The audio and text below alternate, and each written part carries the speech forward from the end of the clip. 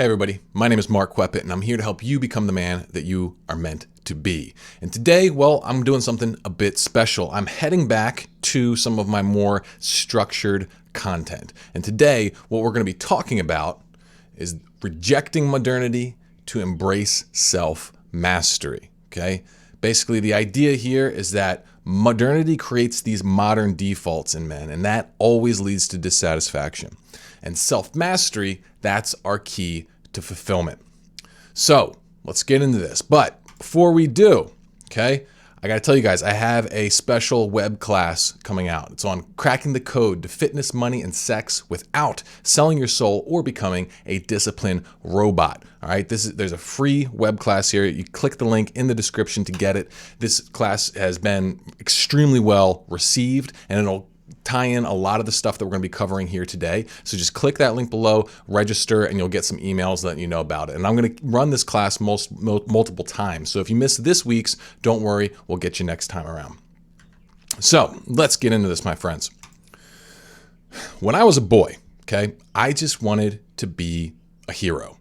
Really, that's all I wanted to be. I was obsessed with superheroes. Like, I would walk around with like a superhero outfit on. I even had this little turkey baster that I would use as like a sword. I would combat roll into every room, and I just wanted to be a hero. I think this is a natural part of being a man. I think this heroic spirit, it runs kind of intuitively through men, okay? And I had it for sure when I was a kid. And I wanted to be powerful, I think like most guys do. I remember just like sitting there, like staying there in my underwear in front of the mirror and like flexing my little 7 and 8 year old muscles, feeling like, oh yeah, I just want to be strong. I want to be powerful. I remember just like imagining I wanted to be so smart and intelligent and like all these kinds of things, this natural will to be capable. And I wanted to be admired, right? I wanted people to cheer for me. I wanted to be not just, powerful and be able to beat up bad guys. I wanted admiration. I wanted respect. And is that any different for guys today? I don't think so. And ultimately, I wanted to fall in love. I remember I was actually pretty young when I realized, man, girls are pretty cool. I really want one of those to love me.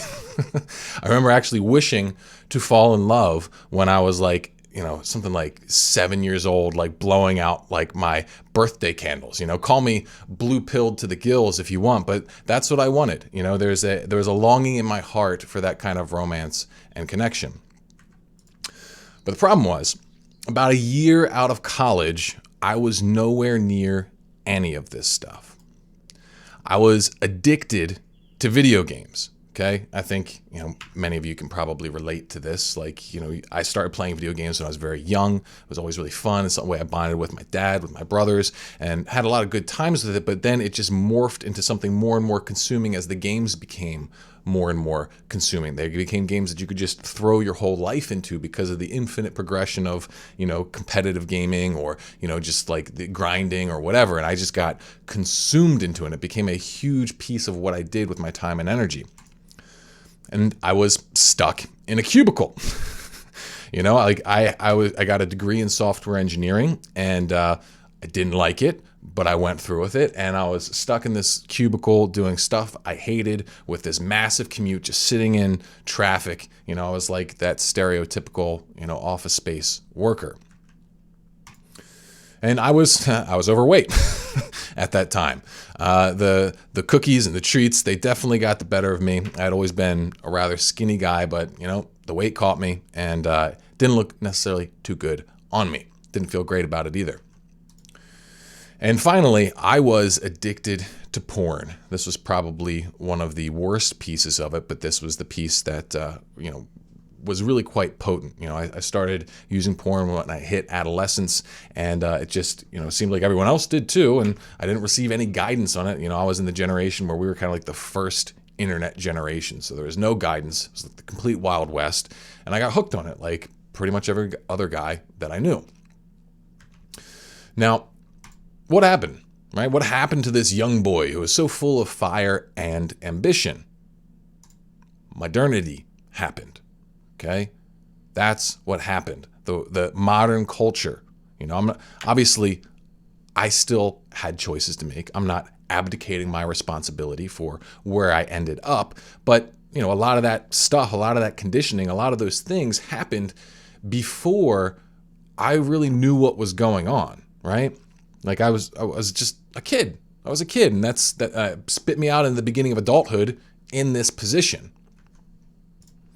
It's like what I think happened was that heroic drive I was talking about, that was captured by video games. Because that's what video games do. They let you play out a hero fantasy. They let you pretend like you're being this, doing this important stuff. It feels really exciting. It feels like, when you level up or you beat the enemy team or whatever, you get this rush of meaning, of purpose, right? And so that's what it was. You get to play act being a hero. And so that's how I got addicted to experiencing that energy.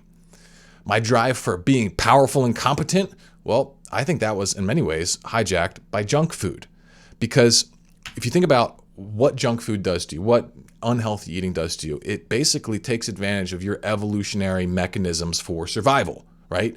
Your desire to be powerful and fit, a big piece of that, that's what our junk food drive is. It's like this leftover thing from being a caveman where it's like, if we could get the calories, we would get the calories, because those calories, they were needed to survive. They gave us power. They gave us, the capability to kick butt. But the problem is modern junk food takes advantage of that, and then it doesn't give us power. It saps it away. It makes us weaker. It dulls our mind. It dulls our bodies. It decreases our energy, And arguably, junk food is just a blanket term for all the stuff we consume, like all of it, combining the plastics and all the phytoestrogens and all those kinds of things.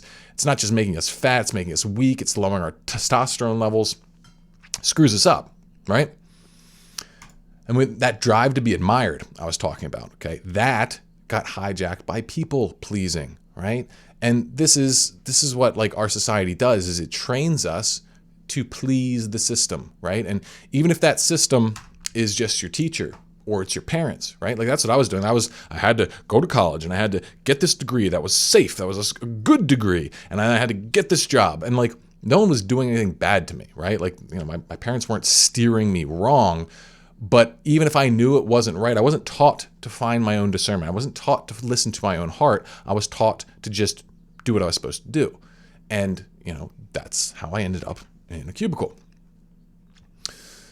And then ultimately, that drive for love, yep, that was hijacked by porn.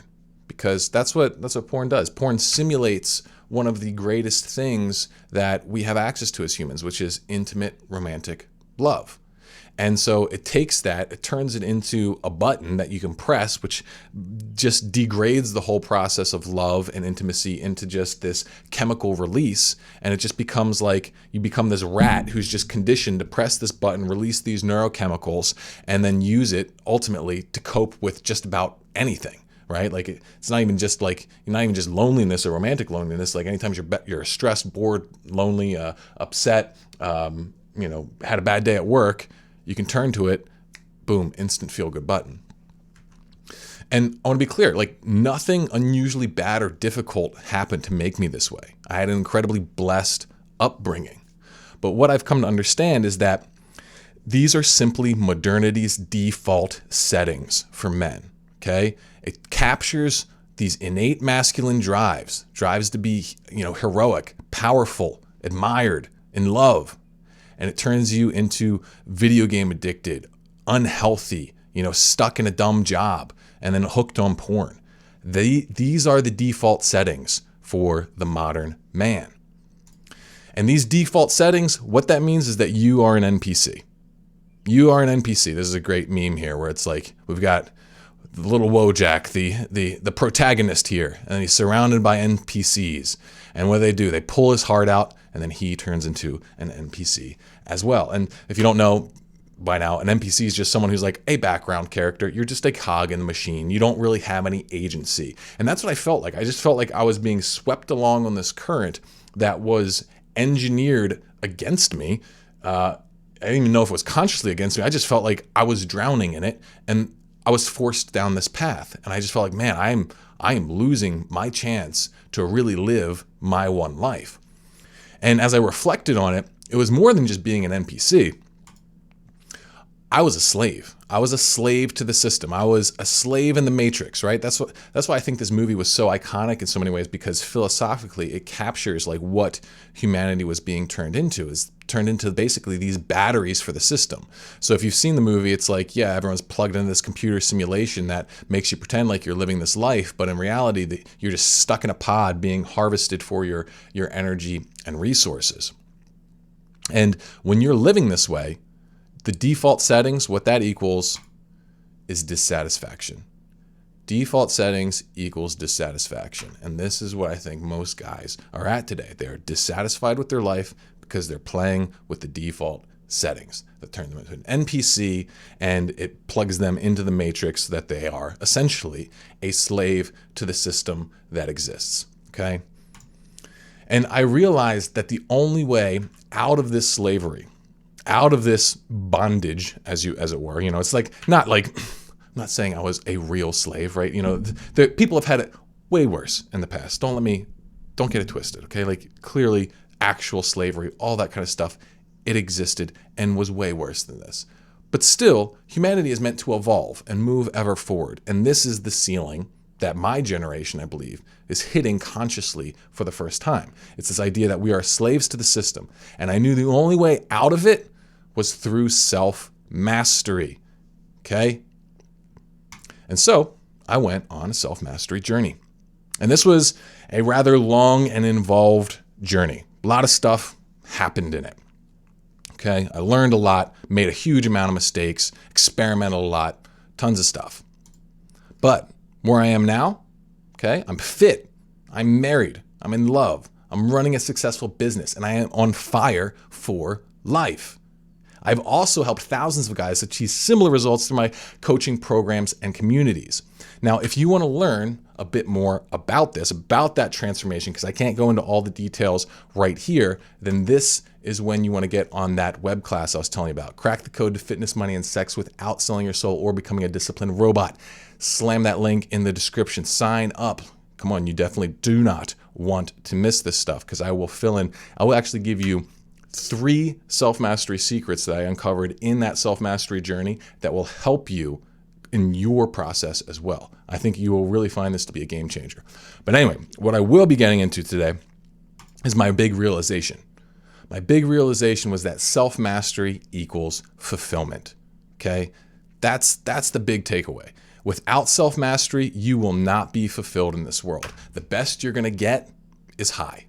You'll get stimulated and distracted and disconnected. But without self-mastery, without learning how to actually work with yourself, learning how to actually unlock your authentic mode of being, you will never achieve fulfillment. And so this is the only way. So what I want to show you now is that certain things will not work for achieving self-mastery. Certain things will not lead you to fulfillment. Okay. And I'm also going to be telling you a little bit about how this self-mastery works a bit. So we've got 4 main mechanisms for self-mastery, i.e. conditioning. You can think of self-mastery in many ways as mastering mastery. It's like mastering the art of conditioning yourself to behave a certain way. Because if you can change your behavior permanently in a way where it doesn't cost you a huge amount of energy to behave in that new way, well then you have control over yourself, right? Because the system, the matrix, what they're a master at is controlling your condition, controlling you to their ends. Self-mastery is learning how to control yourself to your ends and your morals ends and all that kind of stuff, right? But there are 4 main mechanisms of doing this, of achieving this self-mastery work. We've got raw willpower, which is your ability to, well, we'll get into them individually. Raw willpower, mindset, environmental control, and social influence. Now, our modern culture attacks all of these and prevents any single one of them from being a true solution in itself. So with raw willpower, what is that? That's when we basically use that force of will to override an impulse, where it's like part of you wants a cookie and you say no, and you squash that part down and you don't do it, okay? Now, willpower is essential. We have to know how to use that. But the issue with relying on it is that it's limited. It gets depleted, all right? And so the way that this screws up the modern man is that he tries to make changes through force of will. And what ends up happening is that he depletes his willpower, even if he's successful for a little while. And once he's in that depleted state, well, he exists in our modern culture, which constantly is trying to hook, hijack, and influence him. So maybe he's just scrolling on YouTube or Facebook or TikTok, and the algorithm takes him down a path. You know, it could take him down a path of just wasting time. Maybe it could take him down a path of looking at progressively racier things until he's relapsing on porn. Maybe it just sends him a commercial to like go get a Big Mac. Like whatever it is, as soon as his willpower drops and he's still operating in the modern environment, he's going to get hijacked. And usually when that happens, anything he accomplished when he was on his willpower gets undone, and it becomes impossible to make progress. So the next piece is mindset.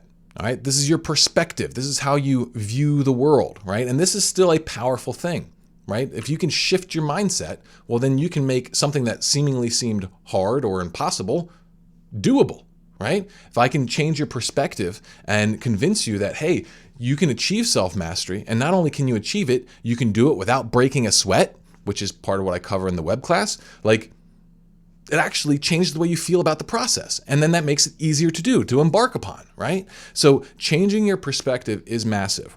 But the issue is kind of what we were just talking about, is that a new perspective is not something that just sticks.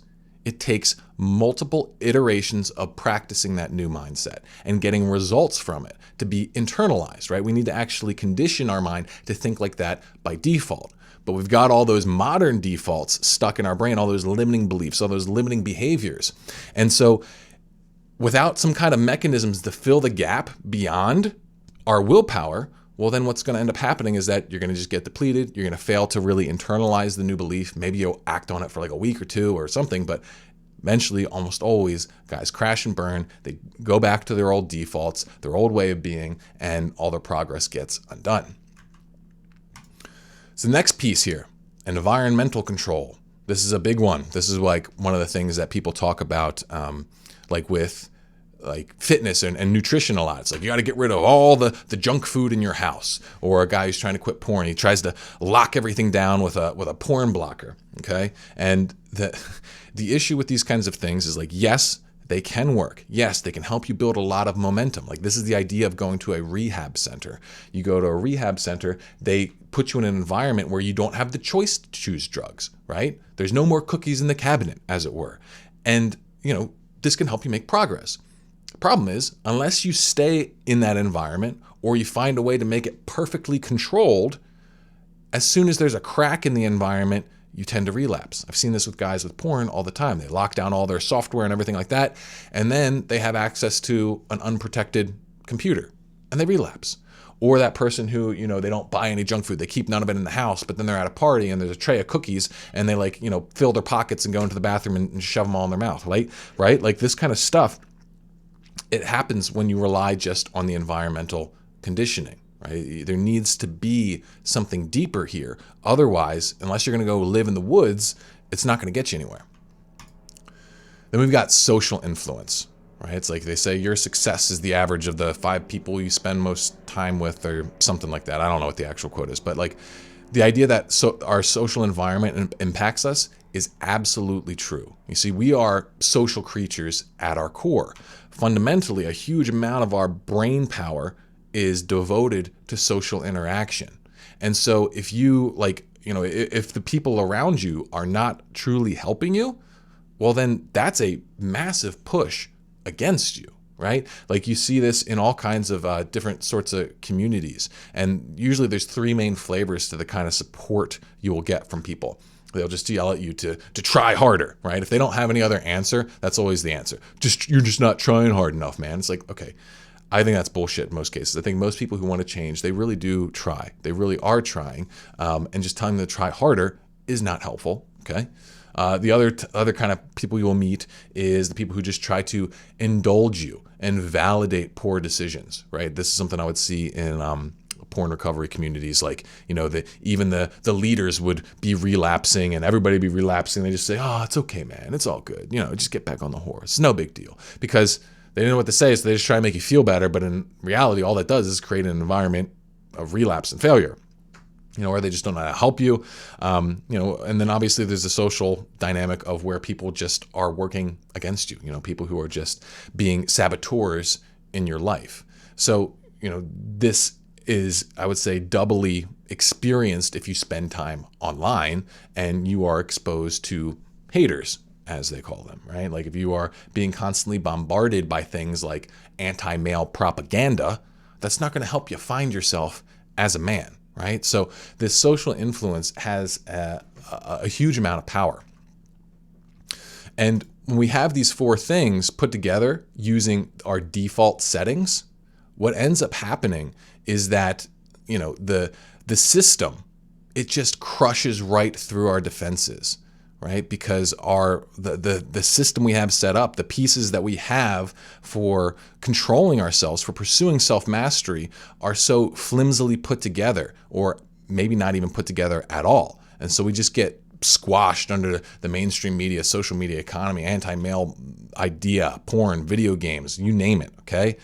And this is where guys are screwed. There's this massive thing designed to influence you. Like literally like trillions of dollars are spent on figuring out the best and most optimum ways to hack your brain and turn you into a good little robot for the powers that be, okay? And what do you got to defend against that? Nothing. So you're screwed. You're completely at their mercy.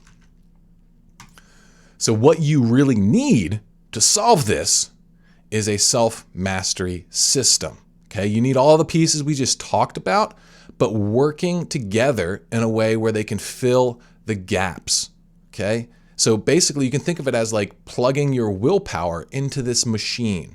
If the machine's built right, you can plug your willpower into a optimized perspective, environment, and social circle. And if you can do that, it's like plugging your yourself into a giant mech. All right. And then once like by yourself, maybe you couldn't lift 200 pounds barely, but in the giant mech, you can lift it with one little robotic pinky. Okay. Because you found a way to amplify your limited willpower. And that's what you need to build, is you need to build a system that utilizes all these things that shift you and use it to unlock your path to self-mastery. So what does this mean in a practical sense? It means you need a community, okay? You need an environment and you need a framework that you can plug your willpower into. And these things need to all work together and work for you. It's like you need to find your crew. You need to find your method. You need to find your path, okay? And you need to find a place where you can interact with these guys. And when you have something like that, right? Like the mastermind idea is like the beginning of this, but that's kind of a primitive idea. In that web class I was telling about, I even go further with it. I teach you how to upgrade that idea. But this is what you need. If you don't have something to defend you, to support you, to create some kind of bubble of personal development that will be able to stand against the constant onslaught of modernity, you're sunk, okay? So that's what you need. You need a self-mastery system, and this is what it's going to make you. So like I said, it's going to turn you into like this giant mech, and modernity is going to be on the run because you will be able to live as you want. And what's even better is that once you access self-mastery, all right, you have more power than pretty much any human that's ever existed, because modern technology is amazing. As long as you're not being enslaved by it, as long as you're not, being completely crushed by our technology for vice, well then the technology for power is unbelievable. What you can do with the internet and our tools and our advances in science and everything like that, in terms of optimizing your mind, your body, your business, it's unlimited. You can do whatever you want if you've got self-mastery. So what I want to really kind of leave you guys with is we've got a path here. You can do this, but you need to build a structure. It's not as simple as just trying harder. You need to have a strong mindset. You need to have a framework to operate in. You need to have a group of people around you that you can, interact with. And you need to have that place where you interact with them be cohesive. You need to have it be something that facilitates you, right? That actually gives you the information, gives you the space and the mental support to accomplish these kinds of things. And you can do this. Like, this is something I've seen happen over and over and over again. But like me personally, I just kept thinking it had to be this solo thing of just me trying harder, just gotta try harder, right? Like, I could do it. I just gotta push a little more. Just like gotta be more like David Goggins. And the reality is, it just doesn't work. Outside of for a few like fringe minority of people, you know, there are some people who can just push harder and take control of their life. I absolutely was not that person, despite giving 100%. Okay, 110%. I gave everything. I squeezed my life out trying to do better just by pushing harder. Reality is, you just need a bigger machine to plug into. Okay, you need a better machine to plug into. This is why culture matters. This is why, you know, I do the Man versus World show, because the society that we live in, that's our biggest influence. If we lived in a healthy, productive society that valued good things, we wouldn't be having this conversation, because we wouldn't need it, because people would naturally just be choosing to do good things. Okay? So you got to equip yourself, my friends. And if you do this, and you do this on your path to self-mastery, you will have a chance. Self-mastery equals fulfillment. Default settings, that's going to lead you to dissatisfaction. Okay? So if you want my help on this, like, just stay tuned. I'm going to be doing more videos like this moving forward, but really all I can do from this video level is just maybe help you with the framework side. Right? And that's useful. That's powerful. You can start implementing that. But if you want more, if you want to hear about the community, you want to hear about the framework, you want to hear about how you plug into it, all that kind of stuff, you want to learn how to crack the code to fitness, money, and sex without selling your soul or becoming a disciplined robot, well, then you want to click the link in the description and sign up for my web class. So that's what I have for you guys today. Hopefully you got something out of this. Ooh, yop. See y'all in the next one.